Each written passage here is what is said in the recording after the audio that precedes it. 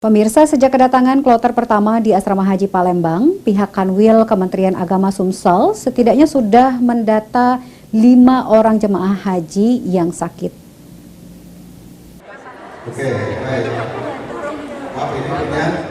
Sejak kedatangan kloter pertama jemaah calon haji JCH ke Asrama Haji Palembang, Kanwil Kementerian Agama Kemenak Sumsel mencatat penambahan jumlah 1 orang JCH yang dalam kondisi sakit, sehingga kini jumlah JCH asal Sumsel dalam kondisi sakit menjadi 5 orang. Humas Kanwil Kemenak Sumsel, Kudus, mengatakan seorang jemaah yang sakit itu berasal dari Palembang bernama Khotmah, 56 tahun, berjenis kelamin laki-laki. Hingga saat ini, kelima jemaah sakit masih dalam perawatan di RSUD Siti Fatimah dengan rata-rata para jemaah menderita anemia. Dihimbau kepada jamaah haji embarkasi Sumsel untuk selalu menjaga kesehatan dan tetap membawa bekal kesehatan yang telah diberikan oleh pihak KKP 2 Palembang.